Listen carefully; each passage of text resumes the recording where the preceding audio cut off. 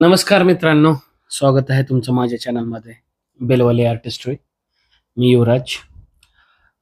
म्हटल्याप्रमाणे व्हिडिओ आणतोय. मी तुम्हाला मागच्या व्हिडिओमध्ये सांगितलं होतं की रफ स्केच कसं ड्रॉ करतात एखादा. आता आपण कॅरिकेचर, कार्टून, काही बेस कोणताही आर्ट किंवा ड्रॉइंग करत असू, तर त्यासाठी रफ स्केच कसं हे करतात त्यासाठी हा व्हिडिओ आहे. सो तुम्ही बघू शकता आपण एक राउंड म्हणजे चेहऱ्यांचं तुम्ही आता बघितलं असेल ट्रेनिंगमध्ये वगैरे किंवा किंवा बेसिक जे ड्रॉइंगचे क्लासेस वगैरे असतात त्याच्यामध्ये की चेहऱ्याचा जो राउंड शेप आहे ते तसंच मी आखून घेतलेलं आहे. नॉर्मली जसं करतात तसं. आणि त्याचप्रमाणे आपण पुढची एक आखणी करत आहोत. सो तुम्ही बघत असाल एक डोळे मी फेंटच सगळं करतोय. मी काय डार्क रफ असं रफेसच आहे कारण की आपल्याला त्याच्यावर परत मार्करने ब्रश पेन मार्करने आपल्याला त्याच्यावर ड्रॉइंग हे करायचं आहे, काढायचं आहे. त्यासाठी मी रफ एकदम फेंट असं काढतोय. सो रफच तुम्ही म्हणजे आपण आता रफ स्केच काढताना सगळं एकदम असं नाही की सगळं परफेक्टच जमलं पाहिजे.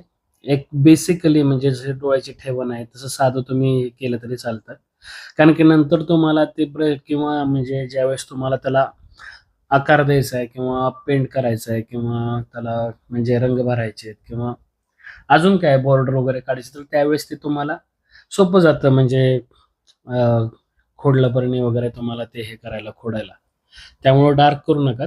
कारण की डार्क केलं की परत ते खूप वाईट दिसतं कारण की तुम्हाला त्याच्यावर पेंटिंग करायची असते एकतर किंवा आता समजा मी ब्रश पेनने हे करतो त्याच्यावर आउटलाईन ड्रॉ करतोय.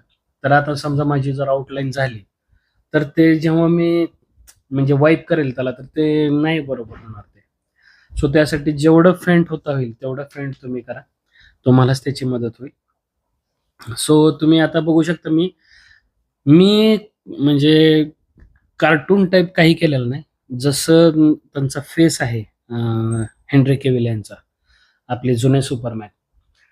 तो त्यांचा मी आहे तसा फेस काढून घेतोय. नंतर आपल्याला त्याला तुम्ही जर म्हणत असाल म्हणजे काढून घेतल्यावर की बाबा ह्यातलं आपल्याला काय चेंजेस करायचे आहेत, तर ते तुम्ही नंतर करू शकता. मी तुम्हाला फक्त त्याचे एक रफ स्केच दाखवण्यासाठी हे ड्रॉ करतो आहे. नाहीतर तुम्ही म्हणताल परत की ह्यामध्ये म्हणजे कार्टूनचा कुठं आकार आलेला आहे, काय आहे? तर ते त्यासाठी नाही आहे. तुम्हाला फक्त एक बेसिक स्केच कसं काढतात, ते मी तुम्हाला दाखवलेलं आहे. नंतर तुम्ही याला म्हणजे जे काही कमी जास्त वगैरे कोणता पोर्शन तुम्हाला म्हणजे वाढवायचा आहे, कोणता कमी करायचा आहे, हे नंतर तुम्ही करू शकता. काय अवघड नाही आहे ते. किंवा तुम्ही लाईव्ह ज्यावेळेस ड्रॉ करता, त्यावेळेस हे तुम्ही करू शकता. असा काहीच प्रॉब्लेम नाहीये. त्यामुळं ॲज युजुअल तुम्ही पहिलं स्केच काढून घ्या. तुम्ही जेव्हा त्याच्या स्केचचे तुम्हाला अंदाज येईल, की हां बाबा हे असं आहे. याचे डोळे असे आहेत, त्यांचं नाक इथं आहे ठेवलेलं म्हणजे ओठाची ठेवण इथे आहे. चेहऱ्याची ठेवण अशी आहे. बेसिक मग त्यांचे केस असे असतील. मग त्यानंतर तुम्ही नंतरची जी तुमचं स्केच आहे किंवा तुम्ही रफ स्केच काढताय, त्यावेळेस तुम्ही त्याच्यामध्ये चेंजेस करू शकता. काहीच प्रॉब्लेम नाही. पण आत्ता फक्त तुम्हाला त्यांचा चेहरा आखणं खूप महत्वाचं आहे. कसं असतं माहिती आहे का, ज्यावेळेस आता आपण कार्टून करतो किंवा एक कॅरिकेचर ड्रॉइंग तुम्हाला करायचं आहे. तर त्यावेळेस तुम्हाला पहिलं ते आहे तसंच ड्रॉ करा. कारण की नंतर तुम्हाला त्याच्यामध्ये जे चेंजेस करायचे तुम्हाला लक्षात येईल ते, की बाबा तुम्हाला काय करायचंय. सो तुम्ही तुमच्याप्रमाणे करू शकता. No problem. आता तुम्ही बघू शकता आपलं म्हणजे रफ स्केच तयार होत आलेलं आहे. नंतर मी एक फायनल पण तुम्हाला एक दाखवलेलं आहे. आता हे तुम्हाला मी करताना हे केलेलं आहे. एक फायनल नंतर मी काढून एक पोस्ट केलेली आहे. नंतर एक व्हिडिओ संपल्यावर तुम्हाला येईल ते दिसायला. सो तुम्ही त्यावेळेस पण बघू शकता.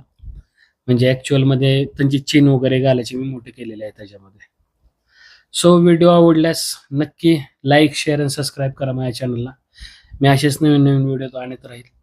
तुम्ही जर मला सपोर्ट केलात, मलाही अजून ऊर्जा मिळेल नवीन व्हिडिओ आणण्याची, नवीन-नवीन व्हिडिओ, नवीन-नवीन पोस्ट टाकण्याची. So please, please like, share आणि सबस्क्राईब माय चॅनल. तुमच्या सपोर्टची खूप गरज आहे मित्रांनो.